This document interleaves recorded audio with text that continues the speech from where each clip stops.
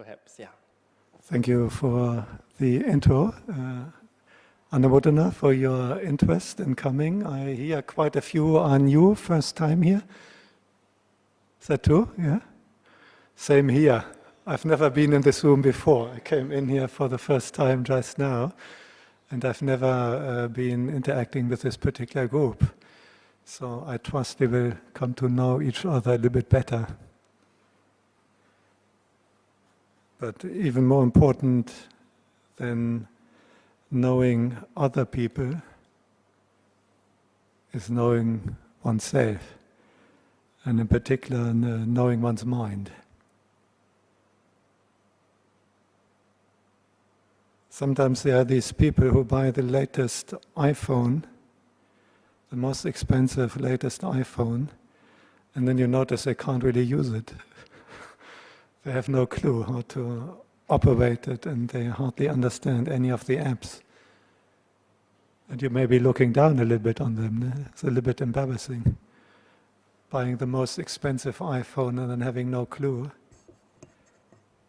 But how about your own mind?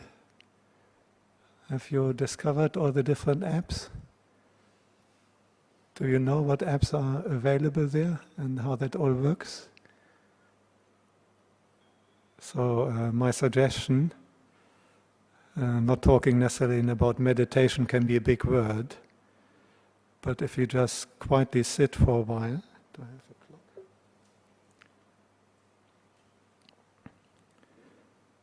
And TikTok nowadays is 15 seconds, but that may be too short. 15 minutes?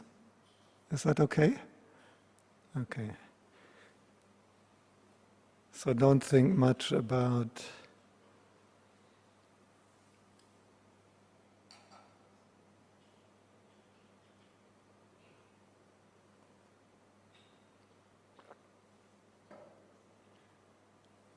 meditation or attaining samadhi, jhana, enlightenment. But a very, very simple approach, just closing the eyes. It's not so important to sit full lotus or half lotus or any special posture,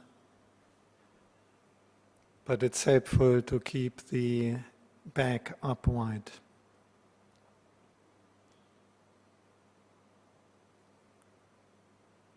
Upright, but not uptight.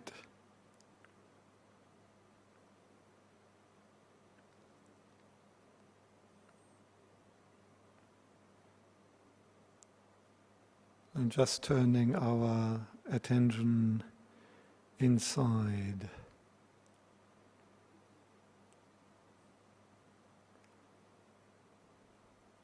And a good anchor to help our attention not to go outside is simply this physical body.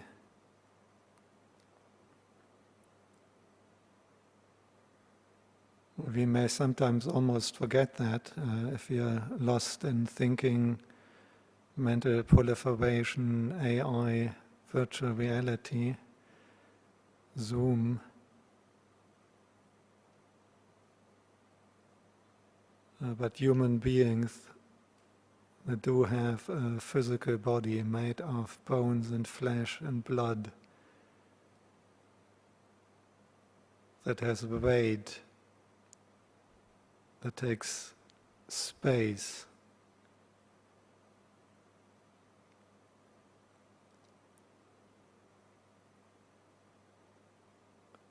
And although we are dragging this body around as long as we are alive, we are sometimes not really aware of it. We don't feel that body.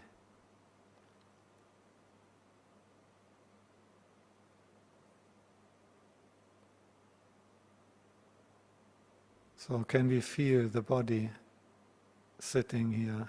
Can we feel the weight?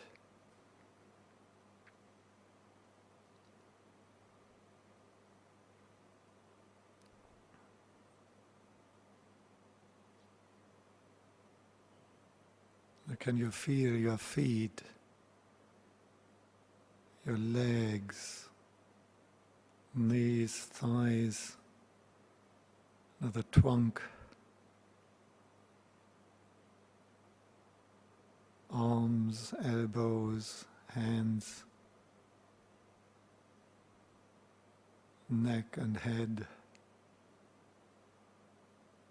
Not thinking about these body parts, but actually feeling them, experiencing them from the subjective perspective.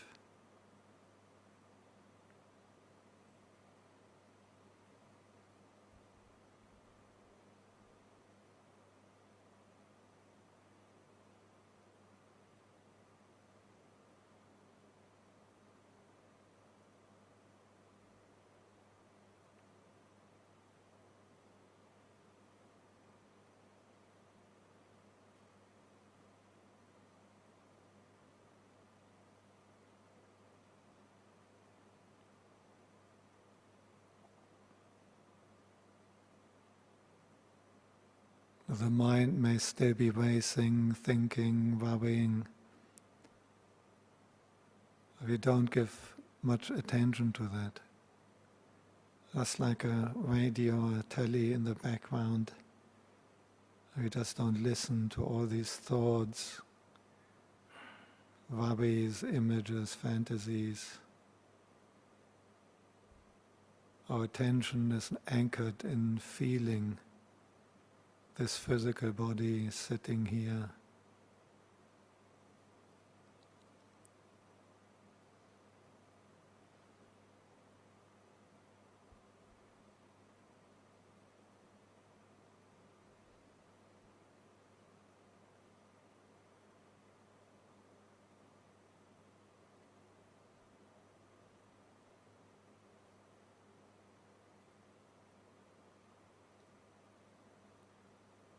We are not fighting with the thoughts, fantasies, images.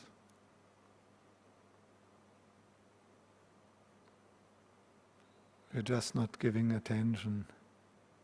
We don't buy into it.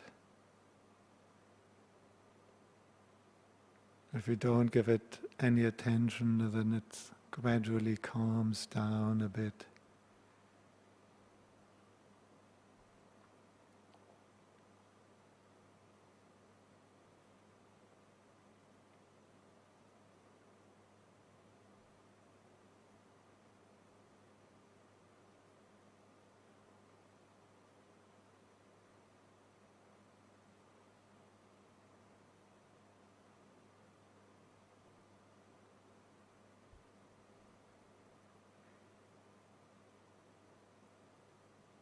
And when we pay attention to feeling the body while sitting still, we quite naturally notice the breath, the most obvious activity still happening with the body when sitting still. Breathing in, breathing out. So we just notice that, we become aware of that, we feel the in-breath. We experience the out-breath.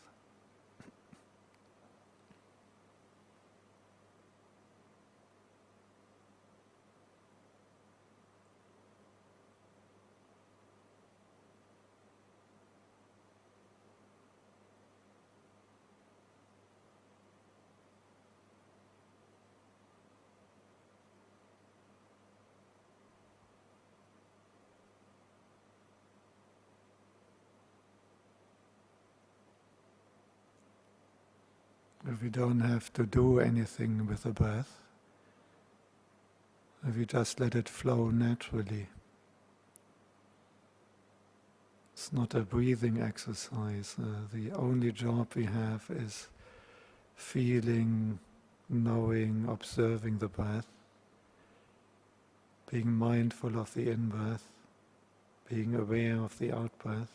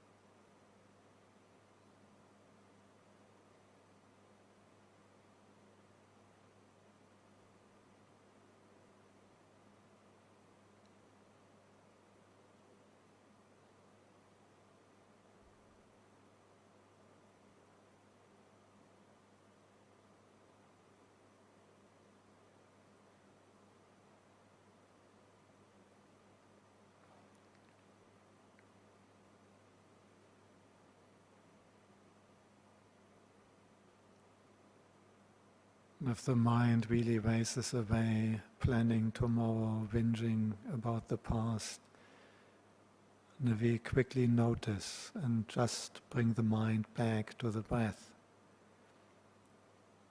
Not complaining, not blaming ourselves, with endless patience. The moment we notice the mind has lost the breath, where we just gently but determinedly bring it back and then continue feeling, experiencing every in-breath, every out-breath.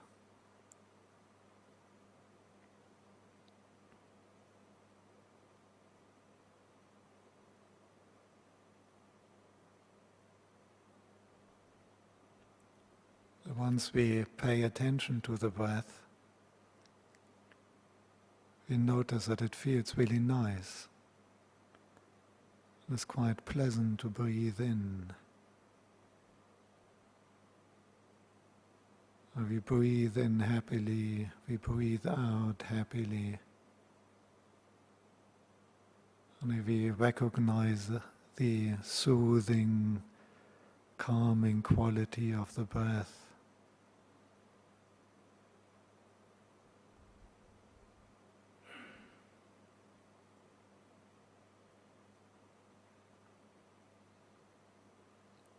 When we relax our whole body when we breathe in, we allow the whole body to calm down, relax when we breathe out.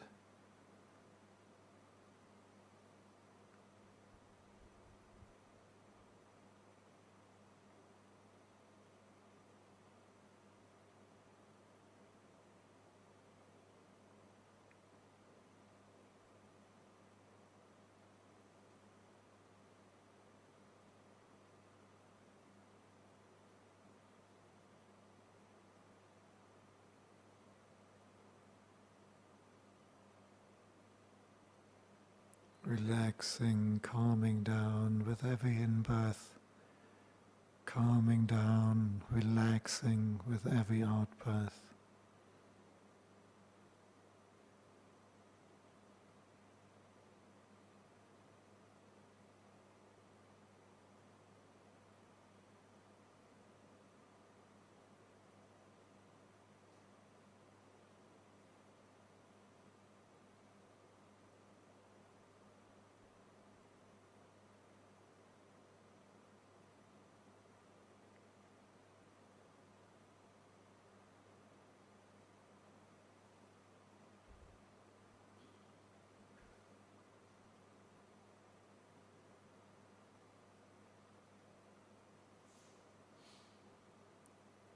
When we are carefully watching the breath and the body is calm and relaxed, then the mind is at ease. When the mind is at ease, we really enjoy our meditation. We breathe in joyfully, and we breathe out joyfully. We breathe in and out happily.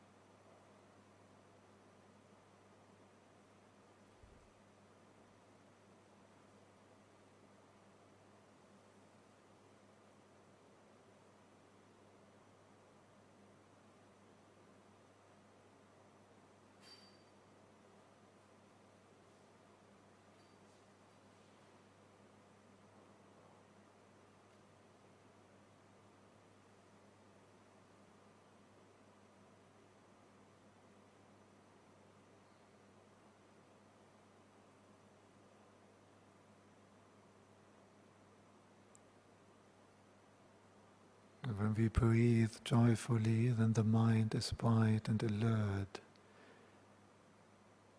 We're relaxed, but we don't go to sleep.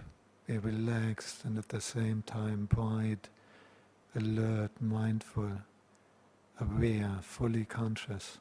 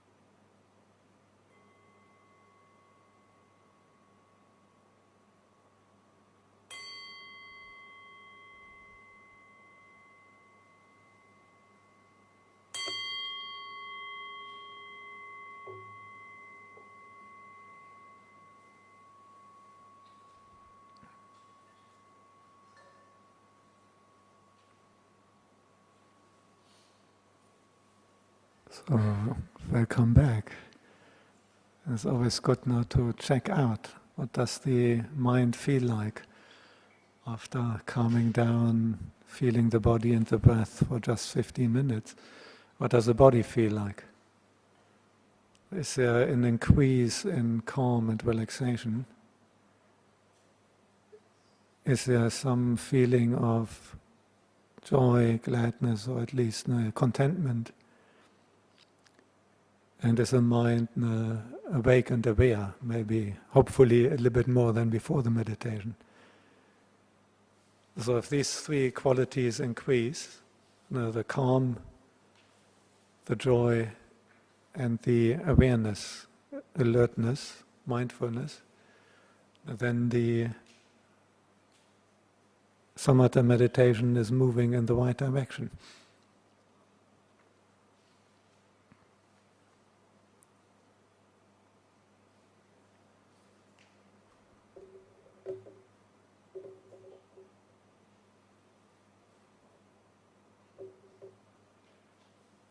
And I believe we have a Q&A, no? Yes, Ajahn. Okay. Would you want to go straight into the Q&A, or do you have some opening words for us? Or we can go straight if you want to also. Yeah, I believe we have, I can maybe keep it very short. I believe we have mostly young working adults, no? And you are interested in Dhamma for daily life. So this is exactly what the Buddha was teaching about. Although we now had a formal meditation, it's really important not to separate your life and your meditation. This is not two different things. When the Buddha talks about bhavana, that is cultivation of the whole Eightfold Path development, and it refers to what you do in your life. When you work, when you interact with your friends, when you look after family, when you shop, when you check your Insta, when you tweet, when you go shopping. All of that has to become part of mental development. And I was told we have many complete newcomers, but you may have heard of the Noble Eightfold Path, one of the most fundamental teachings of the Buddha, part of the Four Noble Truths, namely the fourth Noble Truth, the Noble Eightfold Path. That is 8 path factors, very comprehensively covering the whole training, the whole procedure towards enlightenment the Buddha has given us.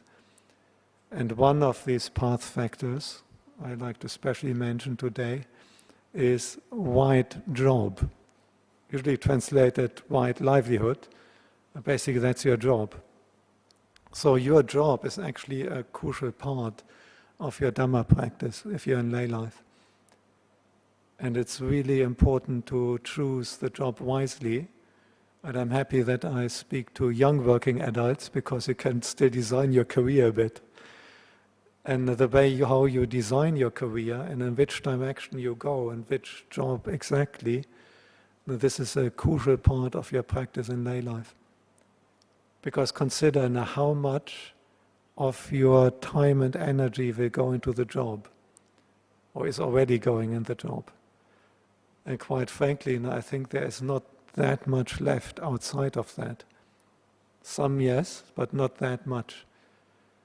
Meaning, if your job is something which is completely not Dhamma and not practice, it will be almost impossible to recover that in your spare time.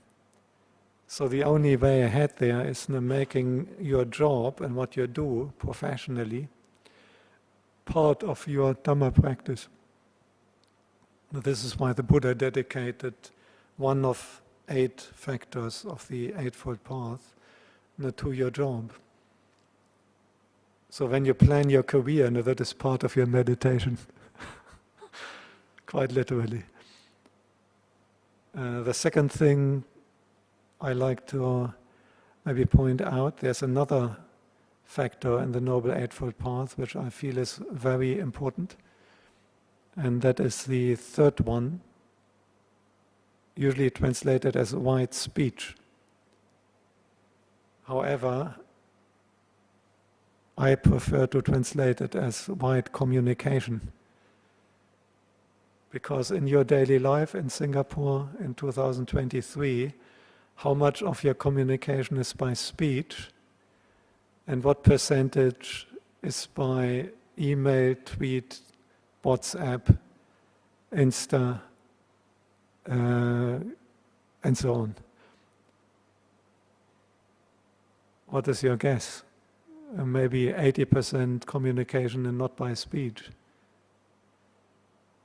So, an excellent way of practicing in your daily life is using the factors of white communication and avoiding what the Buddha pointed out as wrong communication when you are using any of these things. The first is truthfulness. The second, communication that leads to harmony.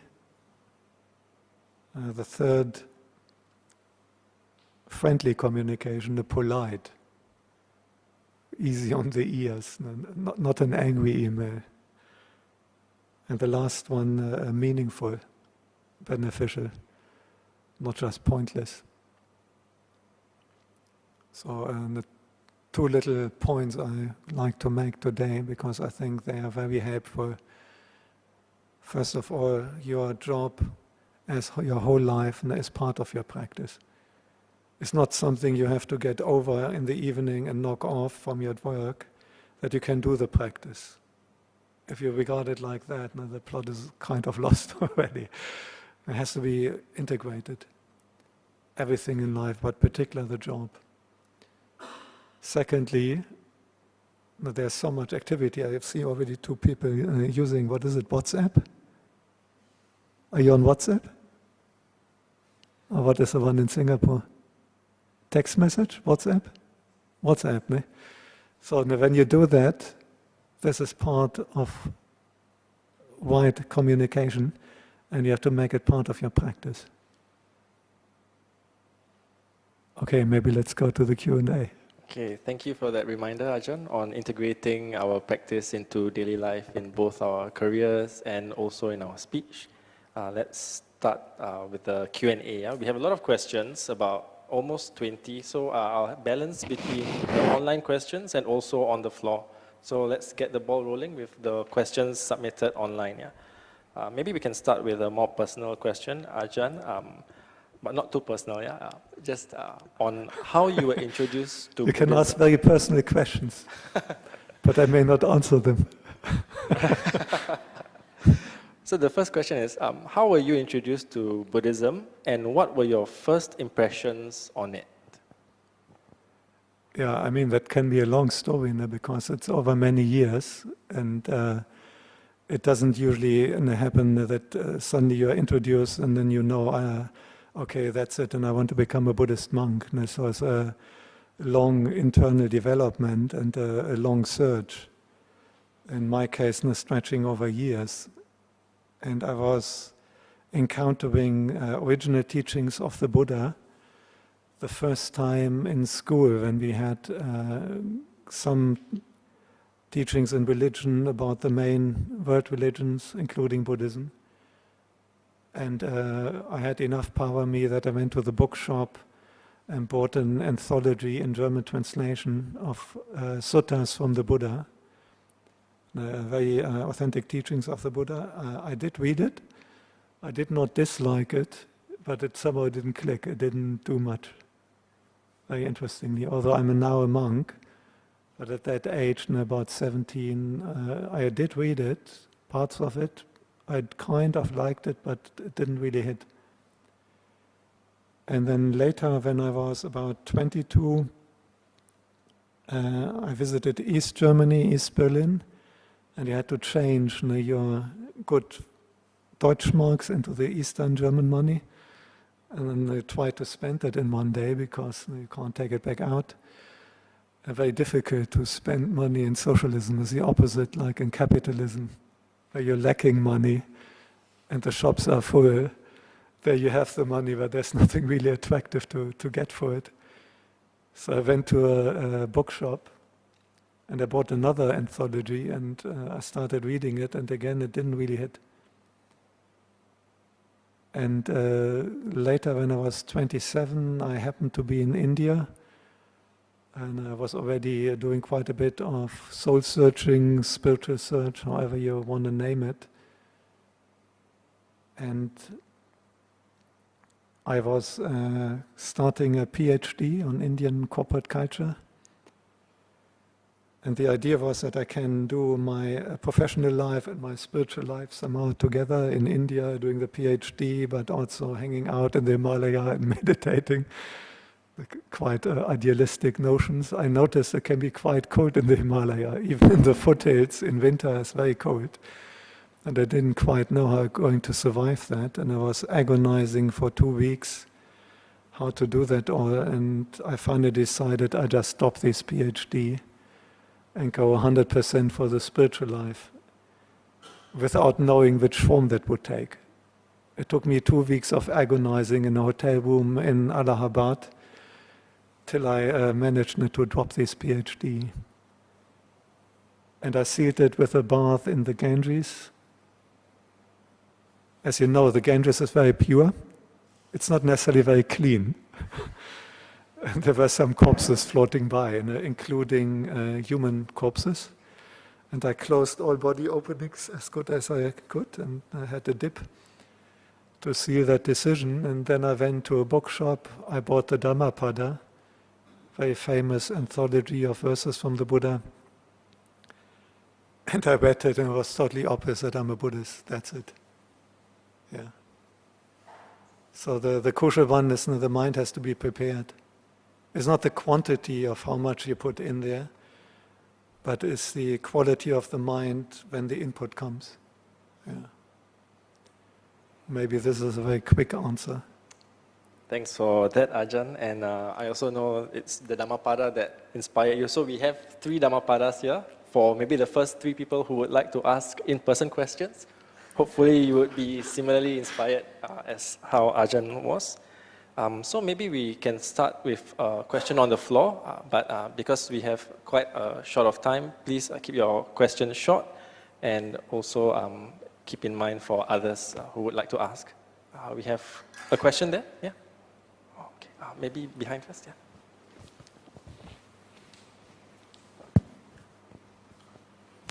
Hi, Ajahn. Yeah, there. Okay. Yep, my It's question difficult is, to locate from the sound. Yeah. Okay, yeah, good. yep, my question is, how do we continue to stay compassionate to the people who are not compassionate to us, especially at the workplace? Yeah. Do we avoid them altogether? Do we continue to show them love? Thank you. Yeah, no, I mean, we all struggle with that. And if people treat you badly and hurt you, it is obviously difficult. One truth you can usually find, people who hurt. People who hurt others, usually hurting inside. If you win the lottery and go on a big holiday, you're usually not aggressive to people, you're just so happy. If you're over the moon, you don't usually feel like provoking or hurting or harming other beings. If you have a bad migraine, going at the same time through an acrimonious divorce, and your mother has just been diagnosed with cancer, it's quite easy to be stressed out and say something hurtful. So one good way, in particular as you talked about compassion, karuna, is to look at the pain and the suffering of a person. Now, what do you pay attention to? And you can look at what they did in the past that upset you, what they did now, what they're doing now, how harmful it is for you, for others. Or you can decide not to pay much attention to that, but instead you try to look at that person's suffering. And the really difficult ones usually have a lot of suffering. I remember one monk in a monastery I stayed in, he was really, really difficult. and most monks felt like that. Just very difficult, you can imagine. And one day, I was in the office, and a phone call came in. And there was a woman on the phone, and she wanted to speak to that monk. So I had a quick look, he wasn't around. So I said, he's just not here, can I pass on a message? And he said, yeah, please let him know his mother has called to call back. So when I finally met him next time, I told him, your mother called and asked you to call back. And then he asked me, which mother? I thought, what's going on?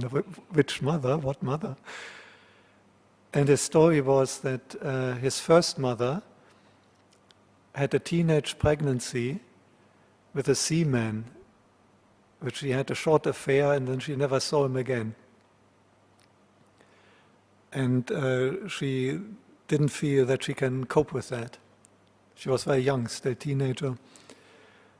But she also didn't want to have an abortion, so she got the baby and then gave it up for adoption. So that's his first mom, but he never really lived with her or didn't really know her.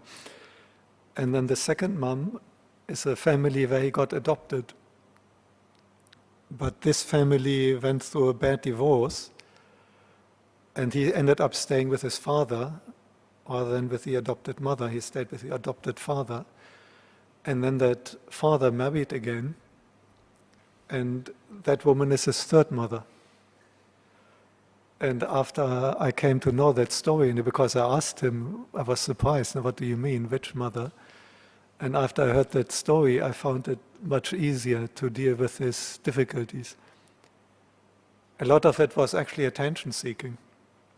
He also told me that as a baby, he couldn't remember that, but he was told, and he almost died. Mostly probably from that shock. Losing his mother and getting into a new family in a new country, being adopted. And as a result of that, he was a desperate attention seeker, but in an unskillful way. And because he was such a pain in the neck, people would usually try to avoid him, which would trigger more attention seeking. And once I saw that, it was much easier to forgive, much easier to feel compassion. And so for compassion, you have to look for the suffering in people. And usually you find there's lots of suffering in everyone. In particular, if a Buddhist monk and people open up to you, then you notice the guys who appear very happy, very successful, often suffer a lot. When talking about metta, I often give examples. Have metta even to your mother-in-law, have metta even to your boss, because these are in the typical positions which are very difficult. But then after one talk, a person came up to me, and he is actually the boss. He is, has his own company, and he was pouring his heart out now how tough that is, dealing with all these employees and their politics and their tricks and shirking work. And so it's very tough for a boss, lots of suffering. And if you talk to a mother-in-law, she will probably tell you as well how much suffering. So I would recommend look a lot at the pain and suffering in people. That can soften the heart and make it easier to see, to maintain your compassion. And the other one is establishing compassion or loving kindness before you get challenged. And so if you do some loving kindness or compassion meditation right early in the morning after waking up, and you have relaxed, you have slept, there's no one to provoke you, it's nice and quiet, cool early in the morning, and then you establish your loving kindness, your compassion, and try to keep it going in the background, and then it's easier. If you try to establish compassion when you're already burning with irritation, then it's much more difficult. Is that helpful? Thank you, Ajahn. We'll go to the next question on the floor. Yeah. What guidance would you have for people who are suffering from a mental illness or people who are suffering from suicidal thoughts? If it is suicidal ideation, I would strongly recommend to see a professional healthcare provider. Now, that is not something I can resolve or very skillfully address even in a public Q&A. So if someone, once there's suicidal ideation, that is an emergency situation. It's a little bit like if someone has a heart attack here. I wouldn't then give some Dhamma advice. I would immediately, someone else or me, going the phone, calling the paramedics, calling the ambulance. You need professional care. That is very dangerous. You have to try to get that person into professional care. In other kind of mental disorders where there's not yet suicidal ideation or intention, it depends a little bit what kind of mental disorder exactly. There's a very wide range. If it is psychosis, like schizophrenia, a person has got hallucinations, they're hearing voices, commenting on their actions, arguing. Again, that would be a situation where I can't do very much. I don't think I could resolve that by some Dhamma advice. In general, even if it is schizophrenia, psychosis, which is under treatment already, it may not be helpful to focus internally. Even this simple exercise which we did at the beginning, if someone is already having issues with psychosis, hallucinations, focusing inside can become overwhelming and trigger these things. When you go below the level of psychosis, and again there's conditions where it may be too powerful to actually do formal meditation by focusing internally. For example, major depressive disorder. If someone is really deep down in the depression, I may have encouraged that person, if I give a guided meditation, to just feel the body, look at the breath. What usually happens in that kind of disorder that is so strong, they're not really watching the breath, they're just focusing on their very unpleasant feelings of hopelessness and that kind of thinking. They may be thinking that they are focusing on the breath, but this is so strong, it's very difficult to focus on a different meditation object. The danger is that they make it worse. In these cases, it's usually better to focus on dharna and sila, on generosity, kindness, and virtue, skillful interaction with other beings. In depression, if it's not yet a full major depressive disorder, but someone is feeling down and in danger and going in that direction, one of the best things to uplift your mind is doing something for others. Actually, in almost all mental disorders, there's excessive self-referencing. And studies have shown that even when they write, they use terms like I and me more frequently than healthy people. It's a kind of negative obsession with I, me, mine, and self in a negative way. So a great way of getting out of that is if they can do something for other beings, if they can participate in some wholesome activity, whether it's in a Buddhist organization, whether it's some other volunteering. This gives you wholesome self-esteem. It's actually good in most mental disorders. And ideally even some physical involvement. Like in monasteries, sometimes they have got these working bees, physical activity, interacting with other beings, with other humans. Even interacting with animals can be great. We actually have horses adjusted. Adjustment means you allow the horses, we are not the owner, neighbors are the owner, but we allow them to eat the grass on our property. And these horses are actually working with youth with mental disorders or some criminal issues. Can be very beneficial to interact with animals. So for many mental conditions, I would recommend you may not want to start with focusing internally, but you may want to start by wholesome activity with good Dhamma friends and doing something together in a group, in a social activity which is beneficial to other beings, that will give you some wholesome self-esteem.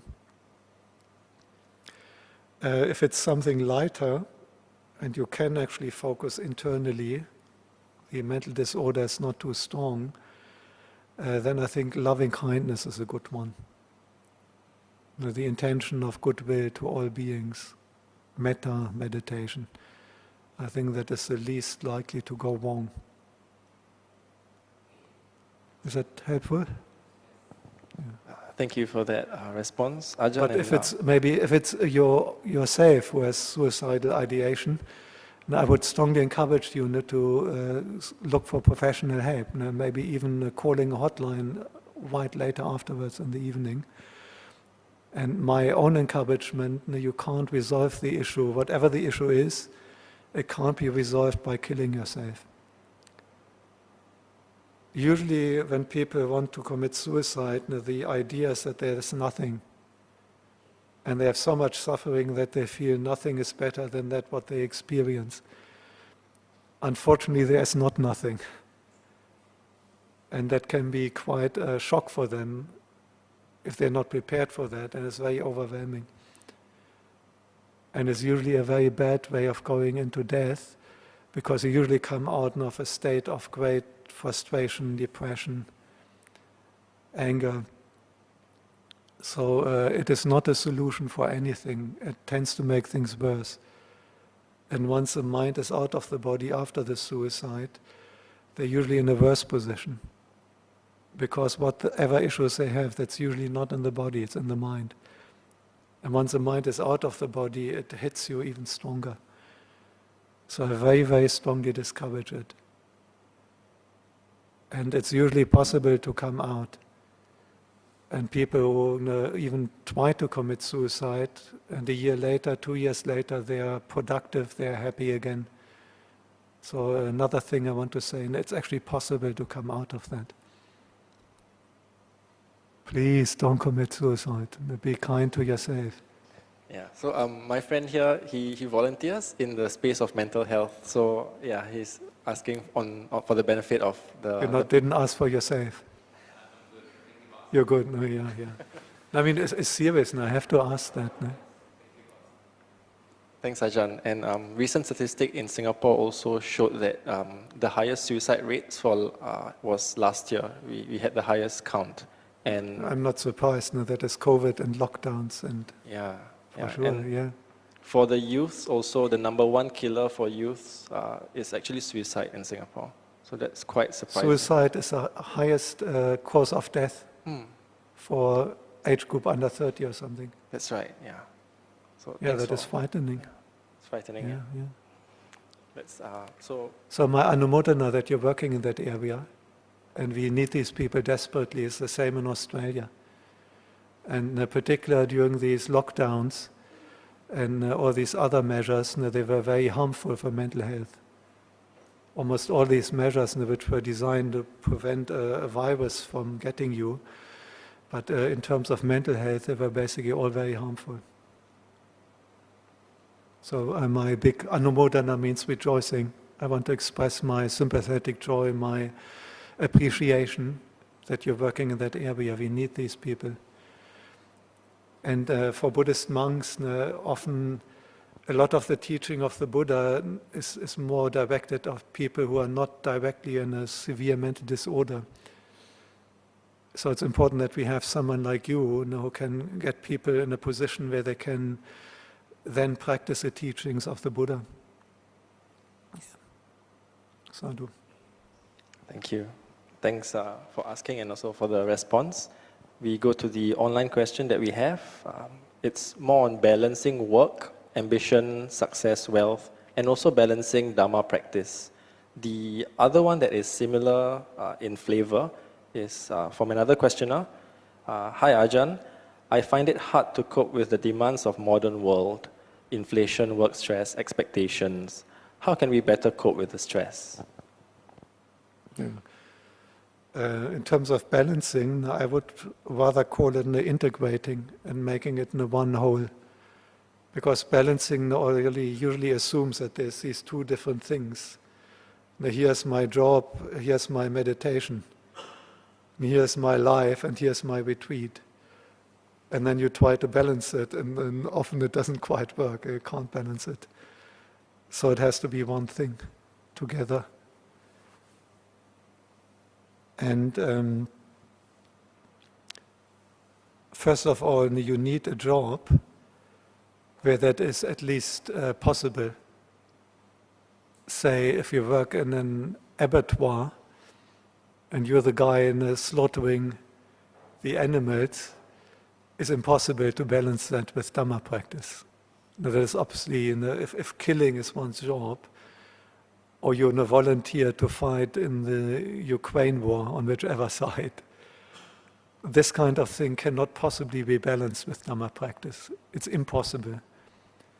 And then the task is to change the job. And I'm fully aware that this is not always an easy thing to do, and it may take some time and careful planning, but fortunately it's easier the younger you are and the earlier you are in your career. But it's an absolute necessity. And if you really want to do Dhamma practice, but your job really unavoidably involves, say, killing of living beings, or really lying, or selling drugs and poison or alcohol, So even a job like, say, acting as a, as a waiter or waitress in a bar, serving alcohol, you cannot combine that with Dhamma practice. And then the task is to really find a different job where one can keep the 5 precepts as a very minimum. The 5 precepts are not to intentionally kill any living being, and that includes insects. So working as a pestie, as they call it in Australia, that is the pest extermination. Aussies like to use these abbreviations, pestie.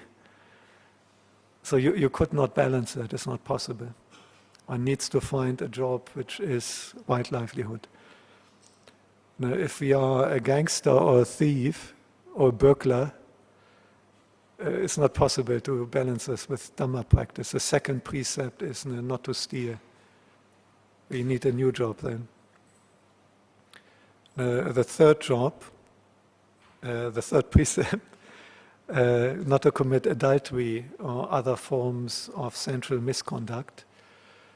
If our job is prostitute or pimp, again, you can't really balance it. You have to find a different job. The next one is really tricky. It's truthfulness, and not to lie. And you will have to really look carefully to find a job where you can do that. And it's probably quite difficult to find a job where you can do that absolutely 100% all the time. But at least move in a direction with your career to try to get it as pure as possible. It's an important precept. It may not appear like that, but this is already determining your career planning to quite some extent.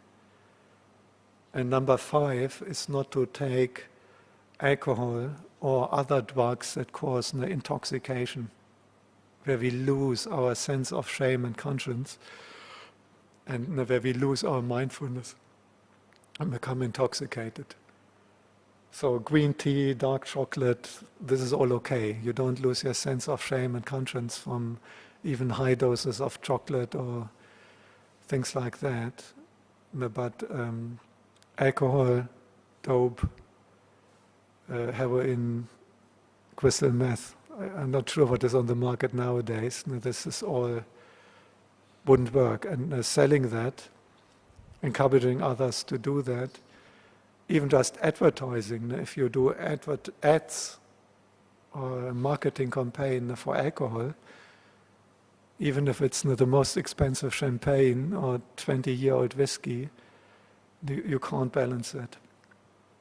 So this already gives an external framework of jobs which we just can't do, and where we have to plan our career to move out of that and to move into a job where we can keep the precepts at least. Additionally, I would strongly recommend to have a job where you feel that you have some positive contribution for other beings. It doesn't have to be like a surgeon who is operating and saving 5 people's life every single day, or a firefighter who is rushing in and risking his life, saving life of other people every single day. It doesn't have to be quite so heroic. Even if you're an accountant, you work in a bank, even a very humble job like a cleaner or a sweeper or garbage collection, these jobs obviously have some benefit for someone. We all have bank accounts, usually, and there's some benefit in that. However, there may be jobs who have quite high status, high reputation, high income, but while doing the job, you may start asking yourself, is what I'm doing actually maybe rather harmful? Maybe not outright against any of the precepts.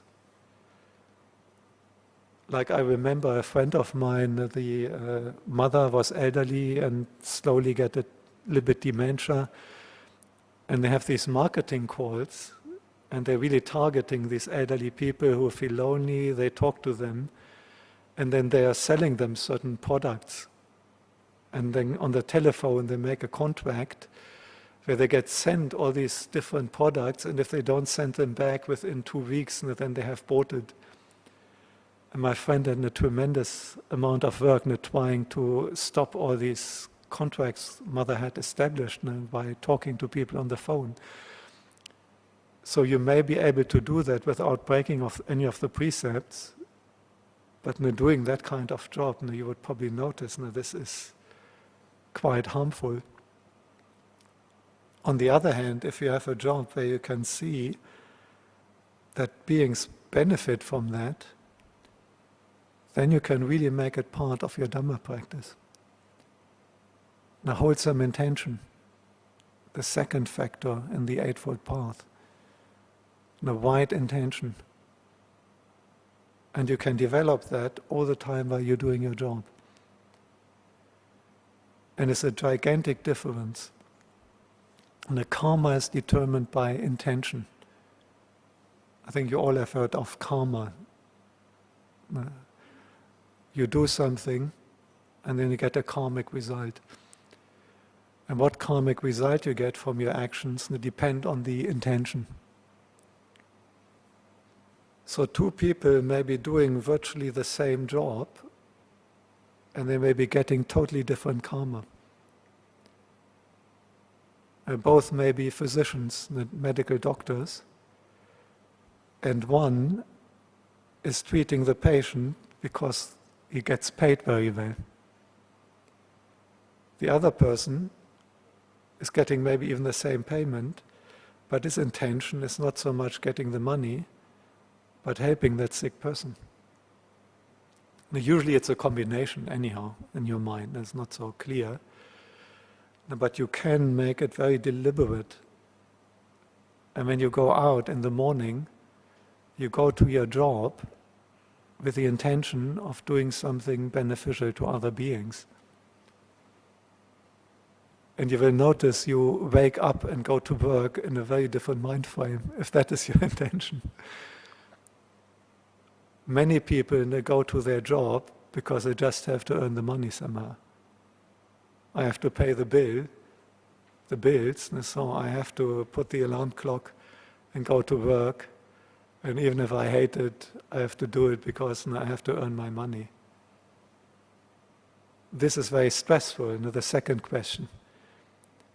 If this is how you live your life, oh, I hate this job, but somehow I have to pay the bills, and my only intention now is to get it over with, and then go back in the evening and have a little bit of joy outside of the job, that tends to be very draining, very, very draining. On the other hand, I remember the gentleman who invited me to start Dhammagiri, who was the president of that association at the time when they invited me. And he's a very senior neurologist. And he just retired this year because he turned 90. He kept working as a neurologist, and he only reluctantly retired at 90 because he loved his job. I think his favorite would have been to continue working and seeing one patient and then maybe having a heart attack and dying before the next one comes in. I think that would have been his favorite because he loved it.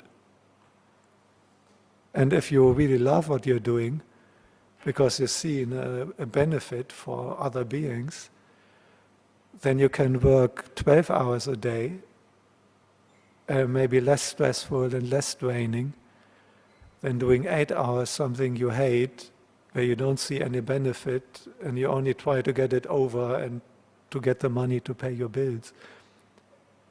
So I would strongly encourage to have a job, even if you earn somewhat less, and even if the status is somewhat less, but you actually see a real benefit, and you can get out there every day and have the intention to do something that is of benefit to others, and then you work all day with that intention. And that will already reduce the stress level. Thank you for that response, Ajahn. We can perhaps have a question from the floor. Anyone would like to ask Ajahn any questions? Just raise your hand up. There are some burning questions. Just a bit shy, yeah. So. Hello, Ajahn. So I have a question about sometimes our mind are running everywhere here and there, especially during we need to focus, and it's actually very frustrating. So I was wondering if you have any suggestion on how we can do in a short term and a long term, so that we can always catch the mind back, make it not running anywhere when we need to focus. Can you repeat the beginning? I didn't fully get it. Okay, so I'm saying that our mind usually runs everywhere, especially we need to focus. So I was thinking if you have any suggestion that we can do maybe in the short term and long term, so that we can always catch it back, or at least not making it running everywhere when we need to focus. Yeah, thank you. That's definitely a long-term thing. It's a long-term thing, and there's no trick how you can make your mind quickly short-term calm and focused. And it requires a long-term integrated procedure, namely the Eightfold Path. This is why the Buddha gave the whole Eightfold Path. And you have to use all 8 factors. And for example, if you have a job which is quite unwholesome, you have to break the precepts, you are stressed out because you also don't enjoy it, this is already one factor which will make it very difficult to make your mind calm then later when you try to focus. If you break precepts in any other way, it creates a huge disturbance. If we live our life with low mindfulness, muddled-minded, it makes it very difficult to focus. So it is really important that we change our normal habits. For example, you can observe what is a mind like after going on a long walk in nature. What is a mind like after playing a computer game all night? There's a big difference. Being in nature, switching off devices, is usually very calming. Reconnecting with our physical reality, this is why I did this meditation, by bringing awareness back into the body. Recently in one monastery in Germany, Motodaya, they had an interesting stupa, which was more like a hill, like a mound. And then they had just planted roses on top, and around it was grass. So you could circumambulate, walk around the stupa, walking on grass. And I did that in the morning, when it was still a bit cool and dew and wet, and you walk barefoot. Now, if you do that, walking on grass barefoot in the morning for half an hour, or you check for half an hour your various social media and all the messages. Check out what is the mind afterwards. And one thing that I would really recommend is reducing screen time. It's not surprising that if we spend 12 hours a day behind a screen, and whatever goes on that screen, it will be quite difficult to have a very quiet and calm mind. If we spend quite a number of hours in nature and doing some physical body-related exercise, Tai Chi, Qigong, yoga, some sports, whether it's jogging or in Singapore maybe doing laps in the pool. I think that is quite a good one here in this climate. And I notice it's not so easy to do exercise in the humidity, but I think swimming may be actually quite a good one. And after half an hour, not playing around in the water, but just doing your laps mindfully with body awareness, that will be much easier. Another one is what we call punya. Good karma is called punya. And the punya, good karma, is not just something in the future. But whenever we do something good, it has a direct impact on our mind. It uplifts the heart, it makes us feel more happy in a good way. And when we continue doing good actions, this is a little bit like charging a battery. You build up a certain level of punya, of good karma, and that is something very dynamic in your heart, in your mind. And it makes the mind bright and happy, basically. It's very difficult to focus the mind if it's inside dark and unpleasant. It's just like you wouldn't want to go into a room which is really grubby, grimy, and dangerous with snakes. But if you have a nice, clean, beautiful room, you're quite happy in there. So a very important one is to build up, to charge the mind with a good stock of a good action, of good karma. Because then when you focus internally, you encounter brightness and happiness. As the same, the why we keep precepts.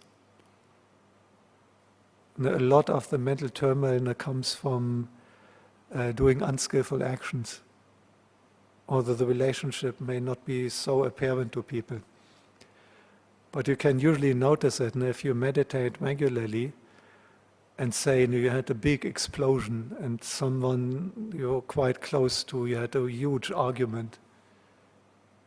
And then a few hours later in the evening you try to meditate, is usually almost impossible. This big argument is so powerful that when you do the formal meditation, this is a very refined work. In terms of training the mind, it has to start from the coarse and go to the more refined.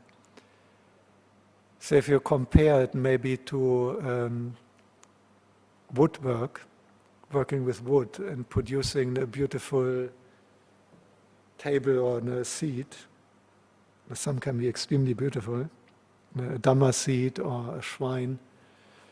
So now you go into the forest and you find this big log of wood, a dead tree. So you wouldn't start by taking a polishing cloth and polishing that timber. You need a chainsaw to cut it. And then you bring it to the circular saw, where they saw it into proper boards. And then the next thing is planing it.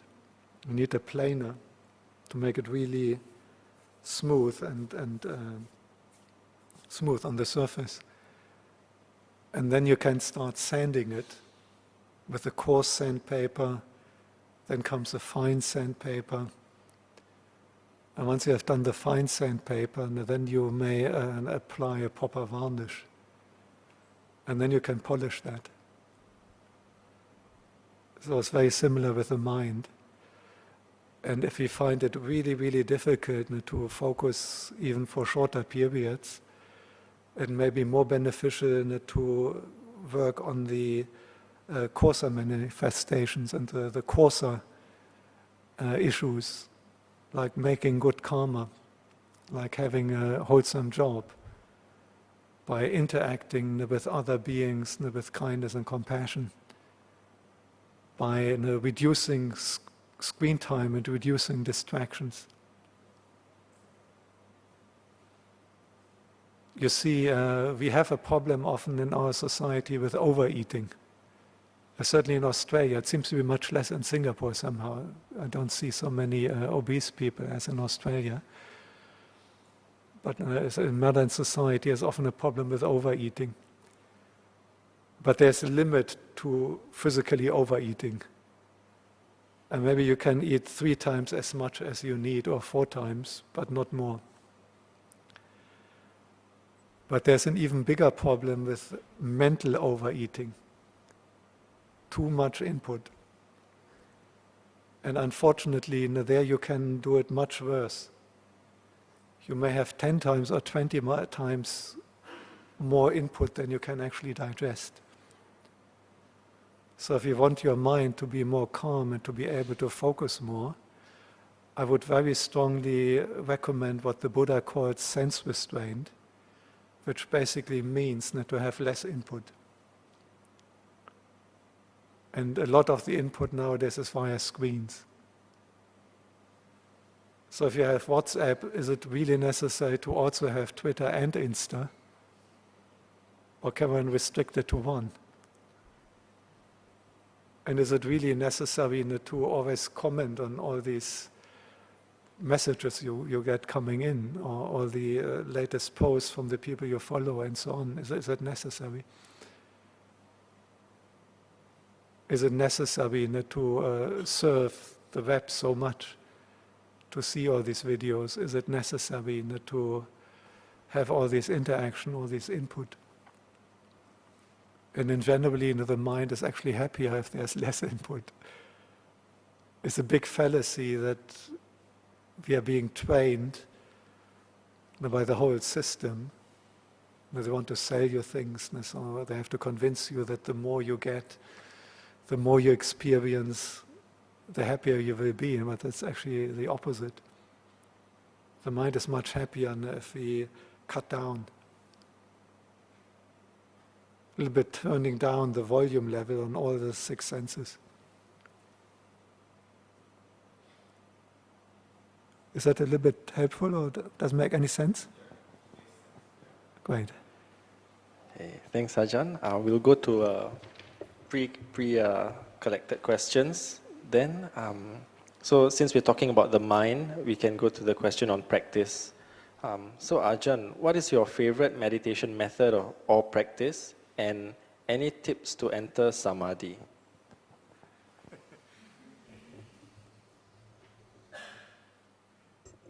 I personally like anapanasati, and the meditation on the in and out breath, mindfulness of the in and out breath.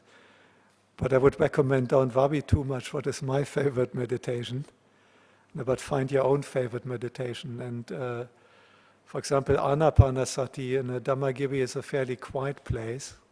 We call it a hermitage.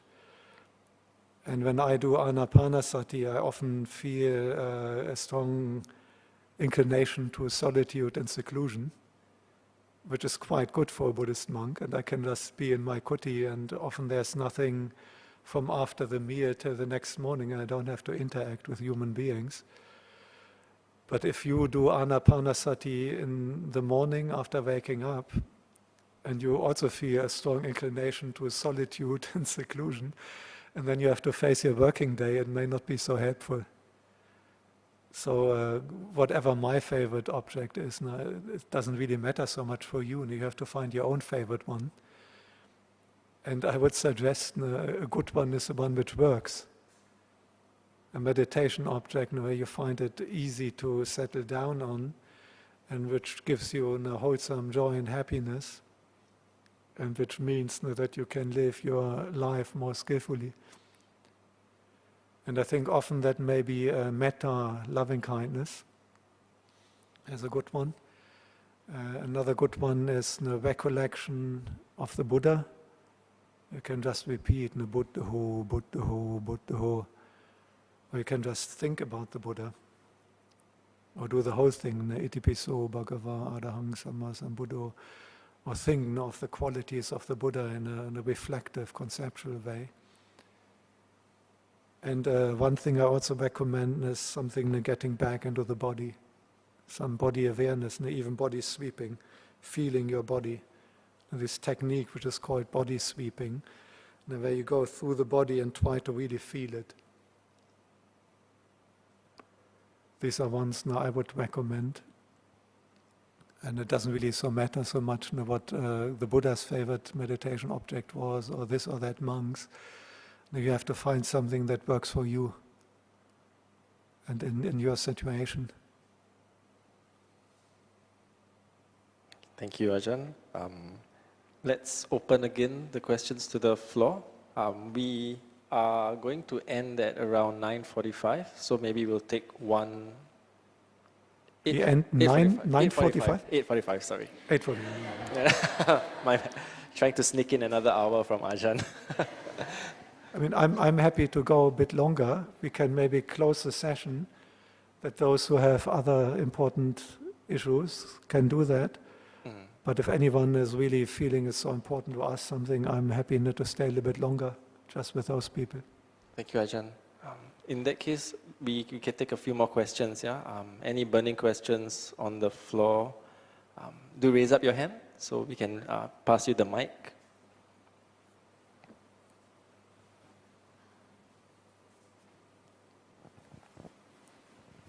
Hi, Ajahn. Thank you so much for traveling all the way here to share teachings with us. My pleasure.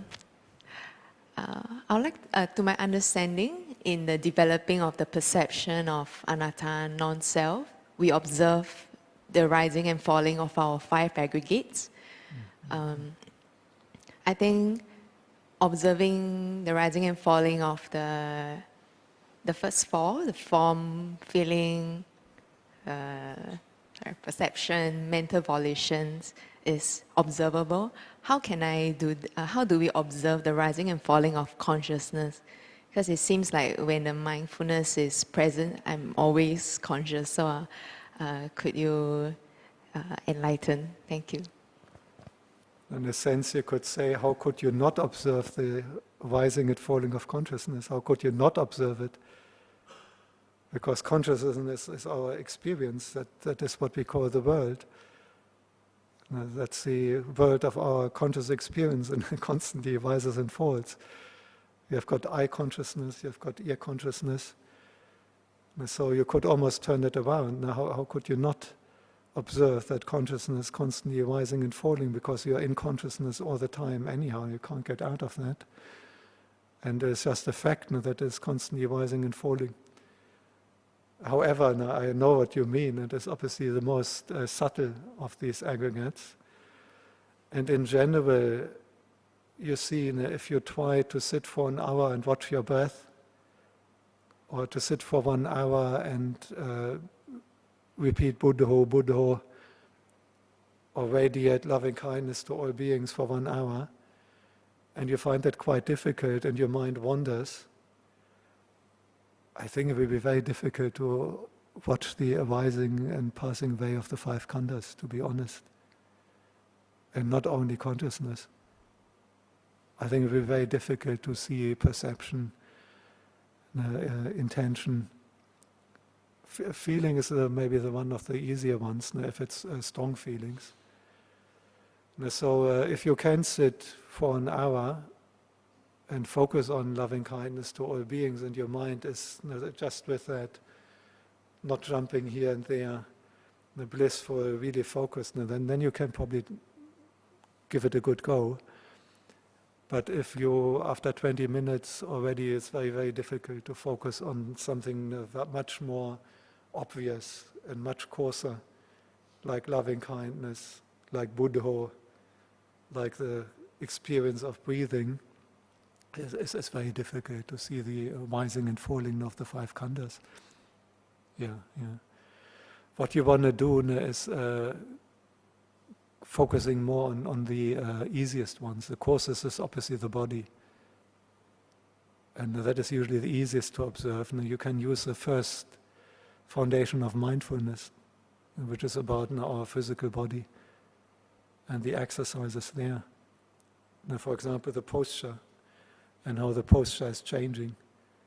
And I think that is something which is quite observable and manageable, and even in busy life in Singapore, and if you're not on retreat, you will notice when you get up, when you stretch and extend and flex your limbs, that can be done.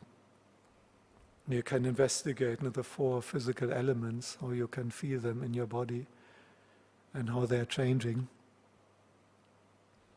Or you can reflect on the 32 parts The second foundation of mindfulness, the feeling, that works quite well with painful feeling, because that is usually strong enough that you can focus on it.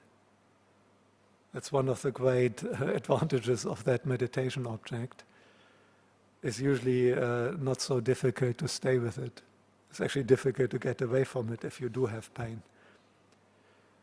But to observe the arising and passing away of perception, thought and consciousness, you need, quite frankly, I think you need quite a strong basis in samatha to do that very fruitfully.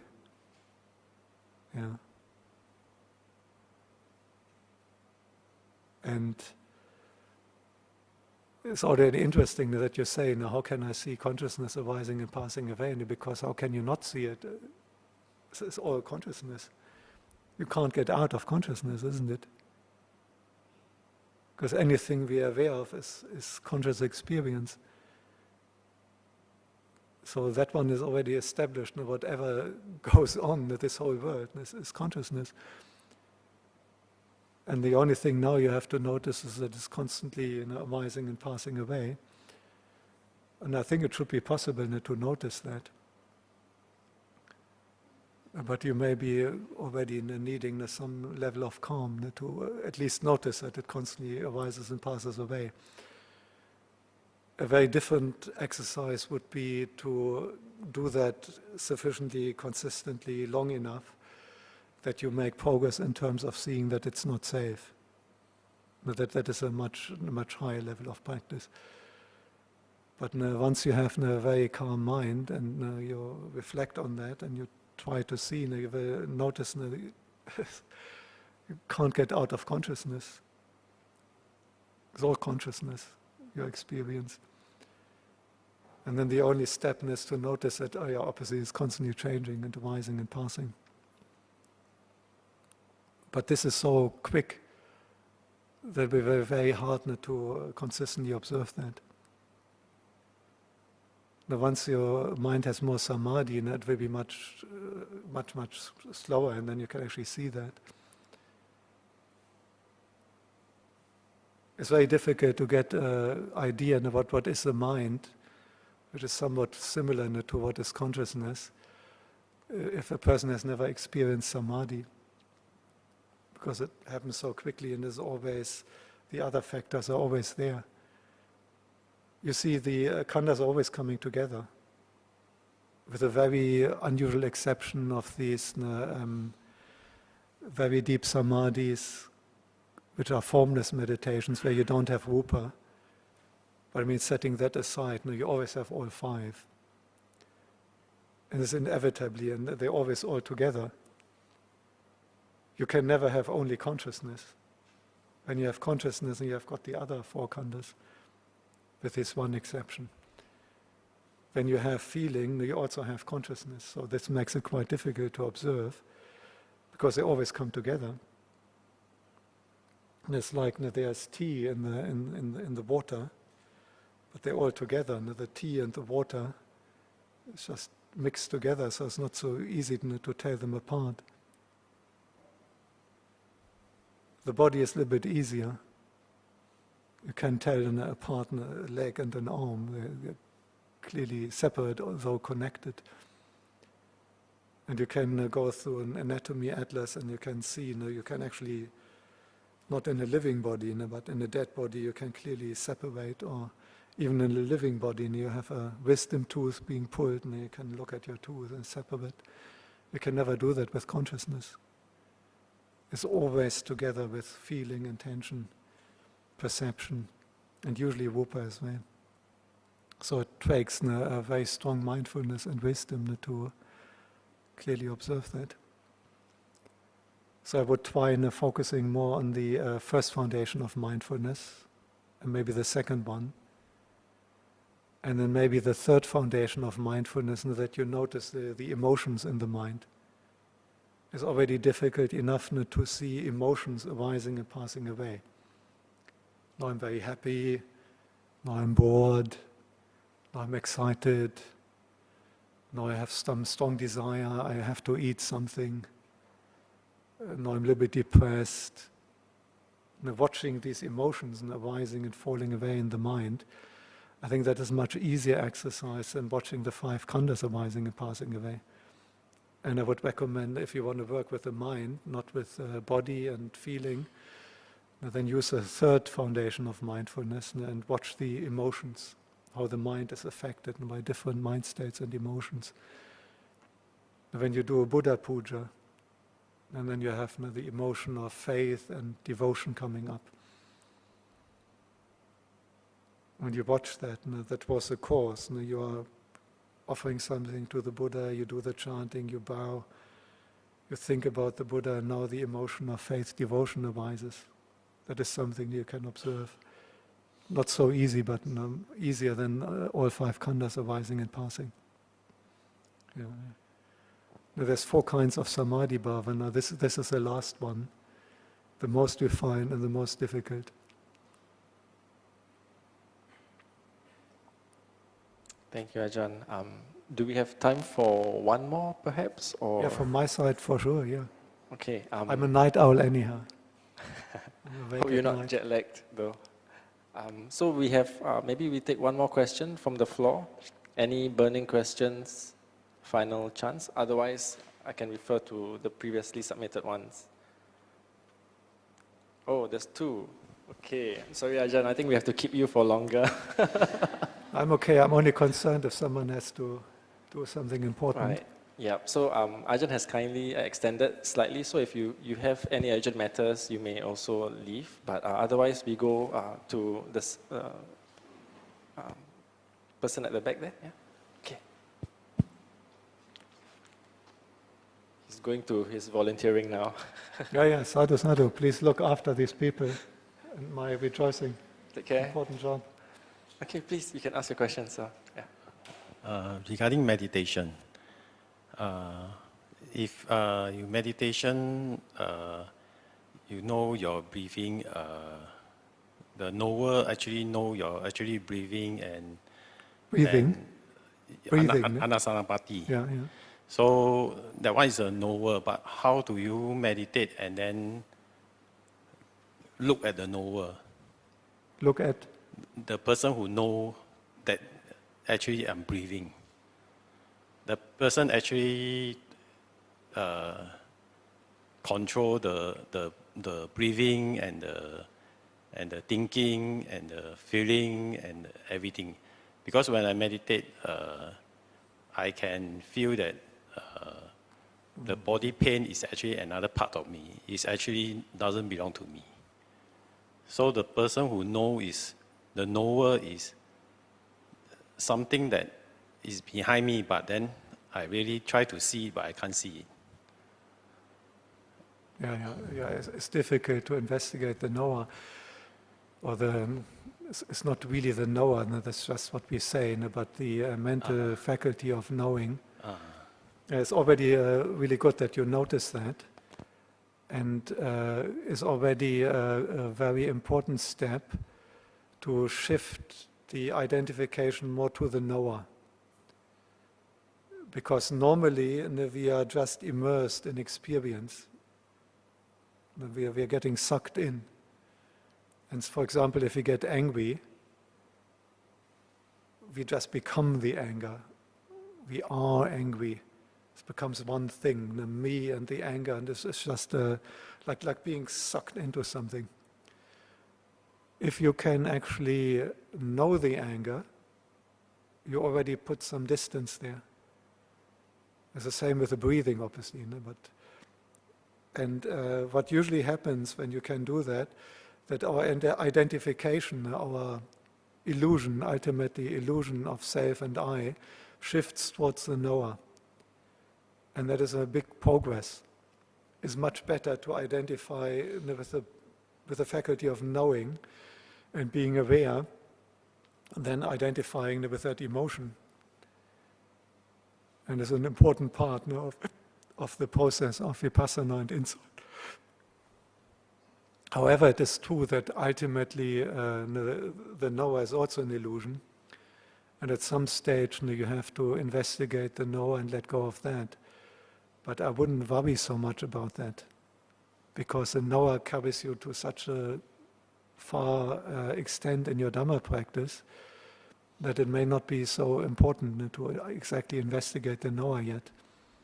I would rather use the Noah to investigate all kinds of other things. In your breath meditation, usually you try not to really be anyone doing the breathing. It's much better to have it more on automatic pilot.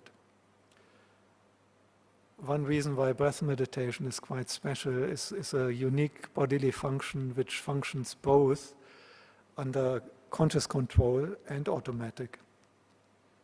For example, heartbeat is usually completely autonomous. Now, I cannot make my heartbeat faster or lower or just stop it consciously. On the other hand, my arm should normally be under my conscious control. If my arm suddenly starts moving without me intending it, I have a problem. But the breath can be both. That's quite unusual. Now, when you sleep, when you do something else, the breathing is running on its own. But I can also make a deliberate decision to hold my breath or to breathe faster. This is why you can work with the breath in a very successfully, very beneficially. But in breathing meditation, I would rather start off having it rather automatic and then just very gently nudging it along. And once you start noticing the mind, knowing the breath, then you can look at the instructions the Buddha gave for the third foundation of mindfulness when breathing. Abhipamodiyang chittang. Now the mind, knowing the breath, is delighted by the meditation. And then freeing that mind, liberating that mind, and unifying that mind in samadhi. Yeah, maybe that much. It's quite a deep question. I don't think I can go into that very exhaustively. But even if you can't investigate the knower very clearly yet, the more important one is using the knower, the observer, that can help you in your practice to such a far extent. Thank you for the response, Ajahn. And we have I one think final. here, amazing Spider-Man, we had a question here in front.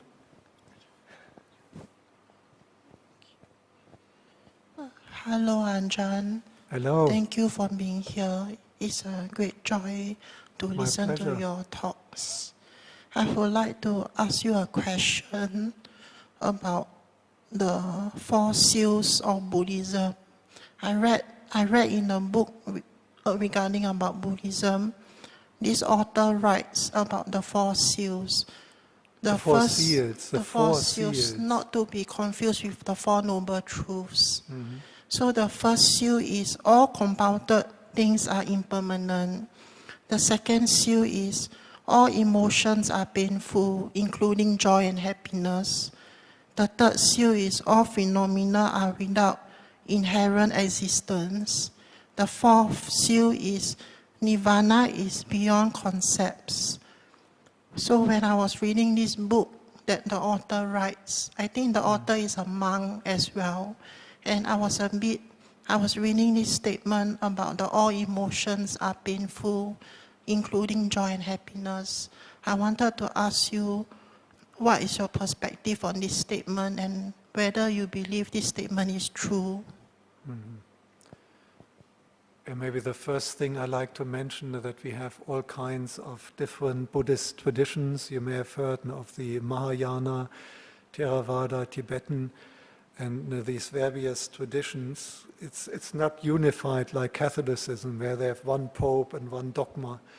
So you will encounter all kinds of variation and different ways of expressing the teaching of the Buddha.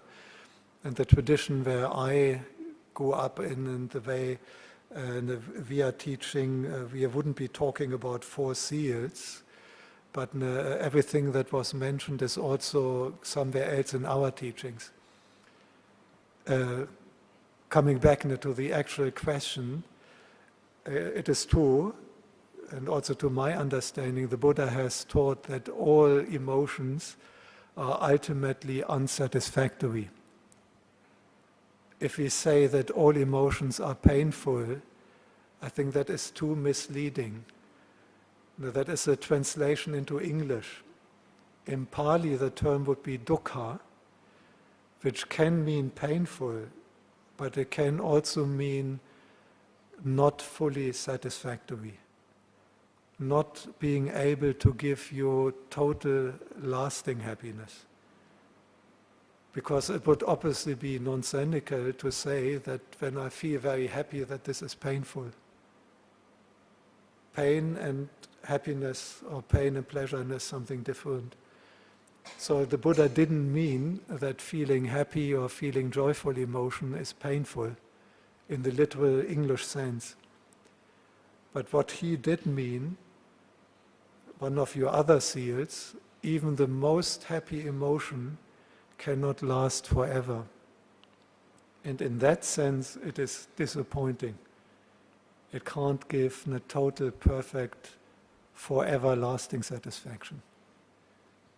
So this is what is really meant by that. It doesn't mean it is painful just like a headache. Because if you're happy and you're over the moon, it's not like a headache. It feels very good. So from what I understand, is it mean attachment to those joyful emotions will cause suffering eventually? Like, for example, my favorite food is chicken rice, and I'm happily eating my chicken rice. I'm having a joyful emotion. Mm-hmm. But from this statement, it says all emotions are painful, including joy. So when I eat my chicken rice happily, am I going to suffer later? You will suffer if you don't get chicken rice. That is the suffering there. The suffering is not so much when you're eating that and you're really enjoying it. The suffering is also that you may not be able to eat it as much as you would like. Because if you eat as much chicken rice as you would like, you may have impacts on your health, you may have impacts on your income even, and it may not be good. So if you want to investigate the attachment and the resulting suffering, you have to look for these kind of things. It doesn't mean that while you're eating it, you're suffering. While you're eating it, it may be quite enjoyable. But there may be drawbacks inherently connected with it. And that is what the Buddha refers to there. It is also disappointing in the sense that you can't sustain this emotion. And if you eat the chicken rice, and then I give you another chicken rice, and then another, at some stage it may become quite unpleasant.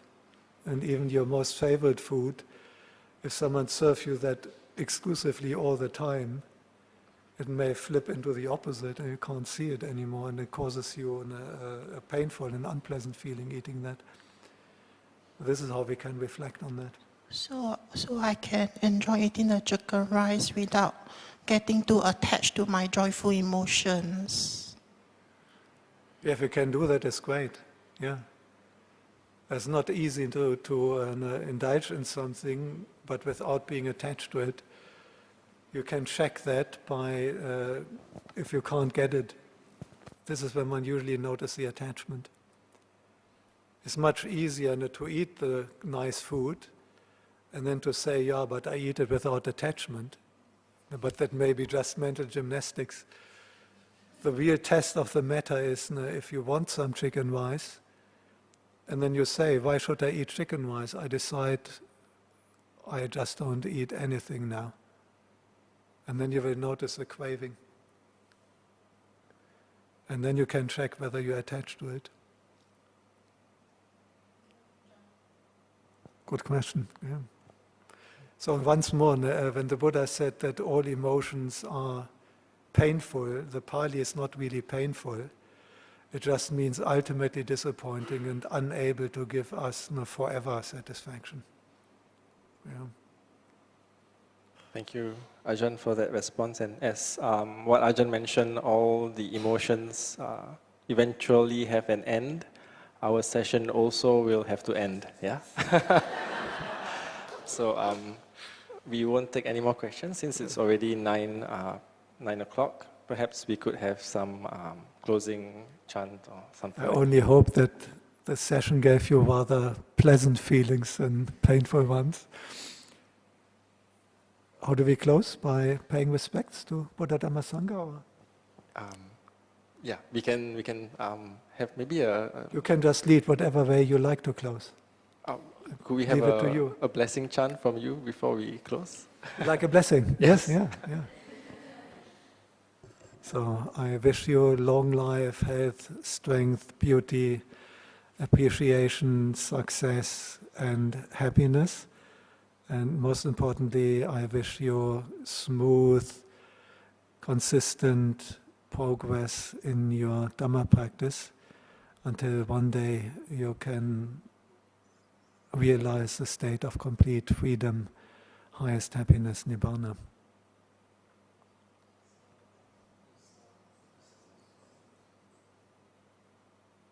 Bahung ve saranang yanti papatani vanani cha aramaroka chetyani manasa bhayata chita netang ko saranang kemang netang saranamuttamang netang saranamagama sapadoka pamuchati yocha buddhancha dhammancha sanghancha saranang gato chattari arya satchani sammapanyaya pasati dukkhaṃ dukkha samupadang dukkhassa chatikamang aryan chattangikang makang dukkhupasamagaminang etang ko saranang kemang etang saranamuttamang etang saranamagama sapadoka pamuchati ti.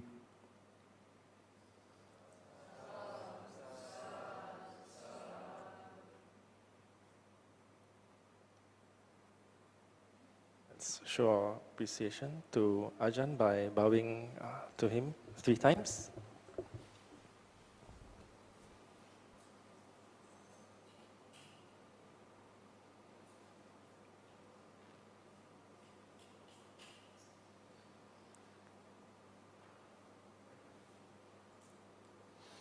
I'd like to express my appreciation for your interest, and I must say for me that was a very joyful and easy session. Q&A and lots of interest, and was great spending time with you. It was my pleasure.